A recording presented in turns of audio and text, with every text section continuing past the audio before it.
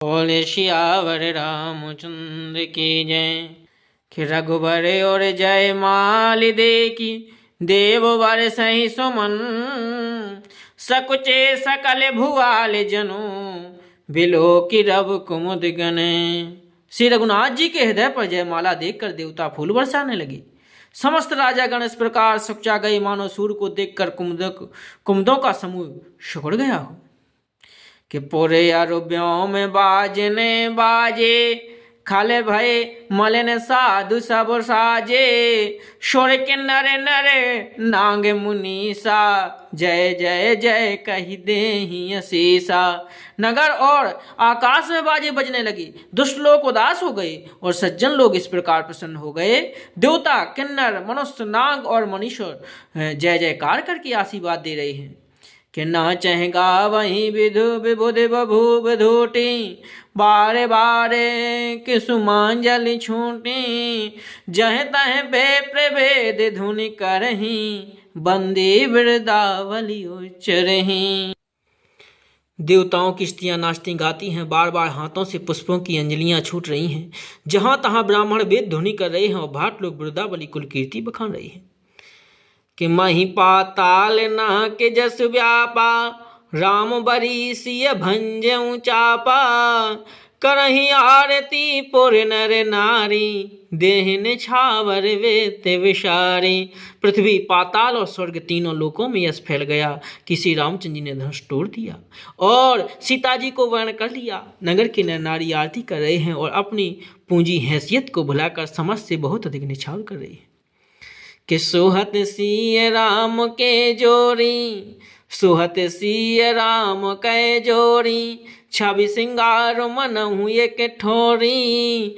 सखी कहीं प्रभु पद गहूँ सीता करती न चरण परस अति भीता। श्री सीता राम जी की जोड़ी ऐसी शोभित हो रही है मानो सुंदरता और श्रृंगार रस एकत्र ही हो गए हो।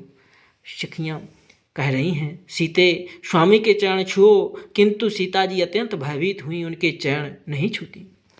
गौतम तिय गति सोरति करे नहीं पर सती पगत पान। मन बेहसे रघुवंश मणि प्रीति अलौकिक जान।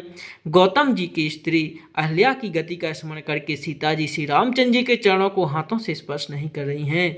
सीता जी की अलौकिक प्रीति जानकर रघुकुलमणि श्री रामचंद्र जी मन में हंसी।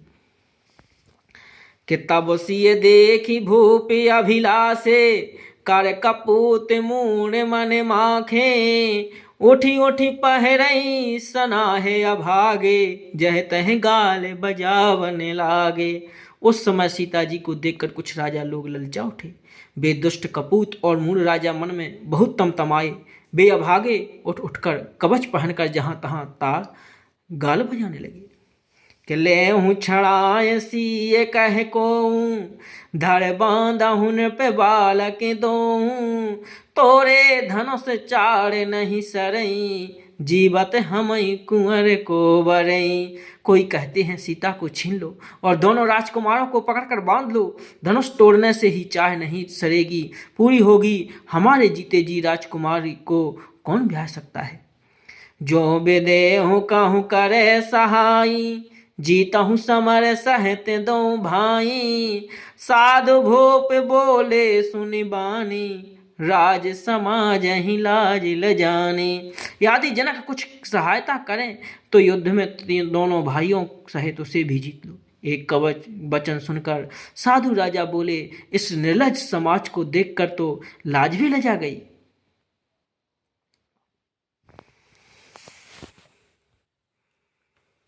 कि बल प्रताप वीरता बड़ाई नाक पे ना कहीं संग से धाई। सोए सूरता की अब कहूँ पाई असी बुद्धि तो विधि महु मसिलाई। अरे तुम्हारा बल प्रताप वीरता बड़ाई और नाक प्रतिष्ठा तो धनुष के साथ ही चली गई। वही वीरता थी कि अब कहीं से मिली है। ऐसी दुष्ट बुद्धि है तभी तो विधाता ने तुम्हारे मुख पर कालिख लगा दी है। कि देखा हूँ रामई नयन भरे तजेर सामद को लखन रोष पावक प्रबल जानि सलभ जनि हो। ईर्ष्या, घमंड और क्रोध को छोड़कर नित्य भरकर श्री रामचंद्र जी की छवि को देख लो। लक्ष्मण के क्रोध को प्रबल अग्नि जानकर इसमें पतंगे मत बनो। बोले सियावर रामचंद्र की जय। समस्त संतजन जो रामायण के पाठ को अपने मुख से स्वयं पढ़ रहे हैं और समझ रहे हैं, उन सभी को मेरा सादर दंडवत प्रणाम। मैं सभी से हाथ जोड़कर विनम्र निवेदन करता हूँ कि आप मूल रामायण में क्या लिखा है स्वयं पढ़ें और समझें। ना तो मुझ में इतना सामर्थ्य है कि मैं रामचरितमानस को स्वय, लय और ताल के साथ गा व पढ़ सकूं, और ना मैं इतना पिखर बुद्धि में हूँ कि शुद्ध उच्चारण कर सकूं। तो आप सभी से सादर मेरा हाथ जोड़कर निवेदन है कि आप जो भी त्रुटियां हो उसको सुधार लें और स्वयं पढ़ें और समझें। जय श्री राम।